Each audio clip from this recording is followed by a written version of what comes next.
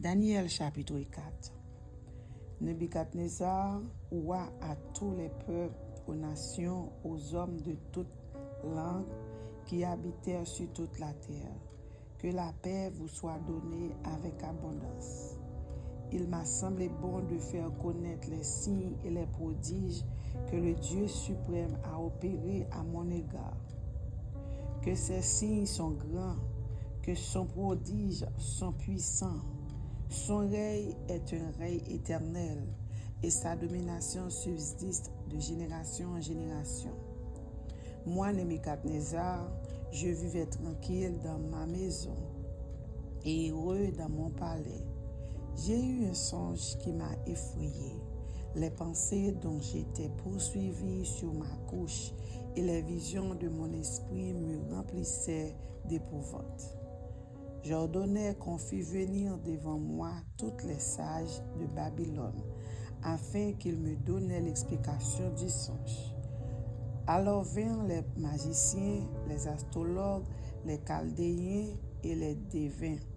Je leur dis le songe, et ils ne m'ont point donné l'explication.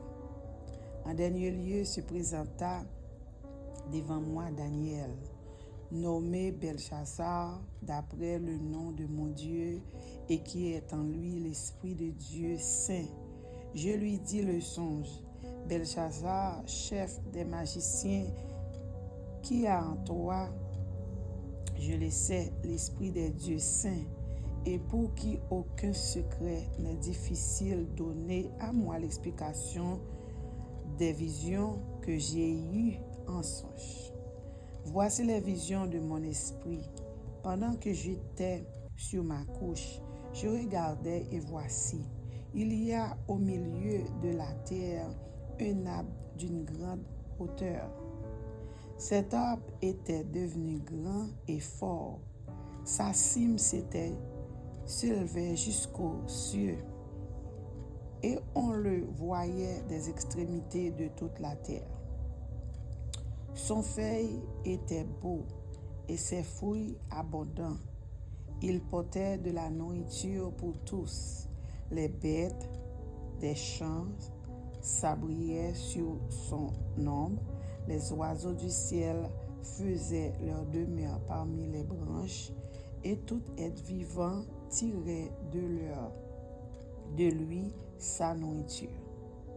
Dans les visions de mon esprit que j'avais sur ma couche, je regardais et voici un de ceux qui veillent et qui sont saints descendit des cieux. Il cria avec force et parlait ainsi. Abattez l'arbre et coupez ses branches, secouez le feuillage et dispersez les fruits, que les bêtes fuient de dessous et les oiseaux du milieu de ses branches.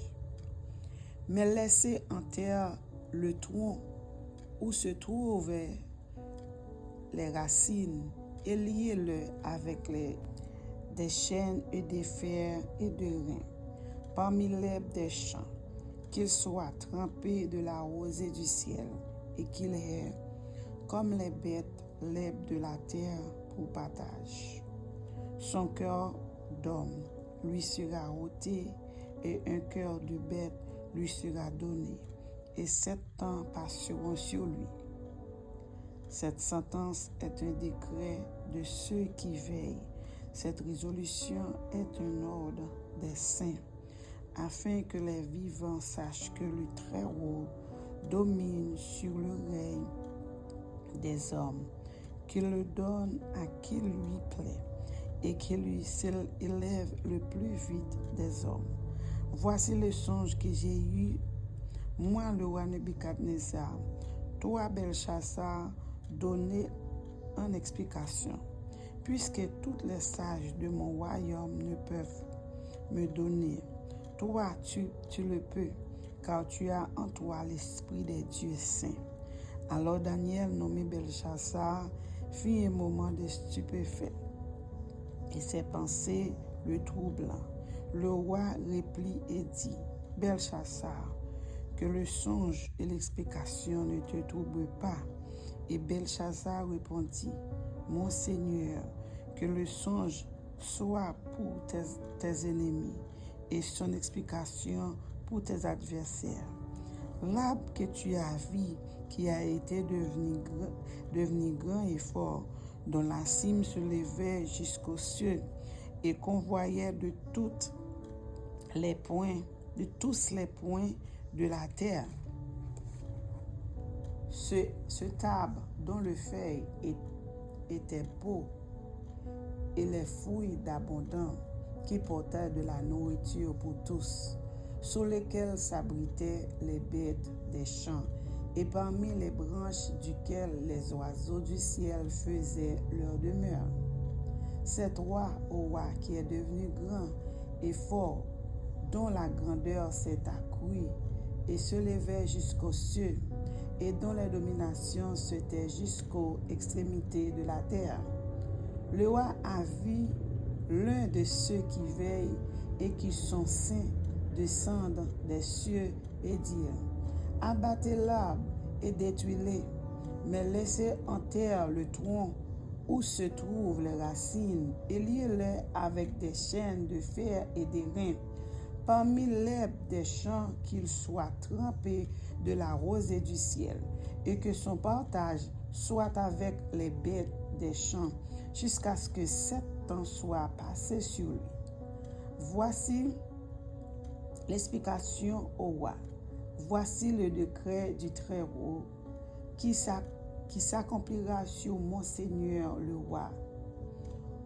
On te chassera du milieu des hommes. Tu auras ta demeure avec les bêtes des champs, et l'on ne te donnera comme au bœuf de l'herbe à manger. Tu seras trempé de la rosée du ciel, et 7 ans passeront sur toi, jusqu'à ce que tu saches que le Très-Haut domine sur le règne des hommes, et qu'il le donne à qui lui plaît. L'ordre de laisser le tronc où se trouvaient les racines de l'arbre signifie que ton royaume te restera quand tu reconnaîtras que celui qui domine est dans les cieux. C'est pourquoi, ô roi, puisse mon conseil te plaire, mets un terme à tes péchés en pratiquant la justice et à tes iniquités en usant des compassions envers les malheureux, et ton bonheur pourra se prolonger. Toutes ces choses se sont accomplies sur le roi Nebuchadnezzar. Au bout de 12 mois, comme il se promenait dans le palais royal à Babylone, le roi prit la parole et dit, n'est-ce pas ici Babylone la grande que je bâtis comme résidence royale par la puissance de ma force et pour la gloire de ma magnificence? La parole était encore dans la bouche du roi qu'une voix descendue du ciel. Apprends, roi Nebuchadnezzar, qu'on va t'enlever le royaume. On te chassera du milieu des hommes. Tu auras ta demeure avec tes bêtes des champs. On te donnera comme au bœuf de l'herbe à manger. Et 7 ans passeront sur toi, jusqu'à ce que tu saches que le Très-Haut domine sur le règne des hommes et qu'il le donnera à qui lui plaît.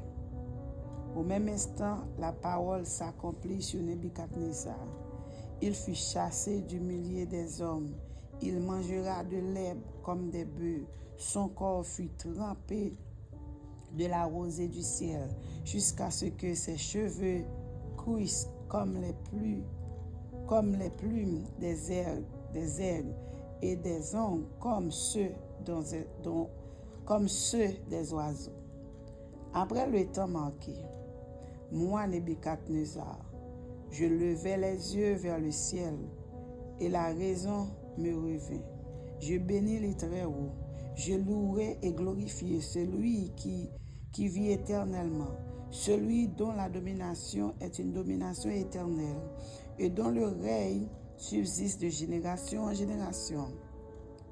Tous les habitants de la terre ne sont à ses yeux que néants.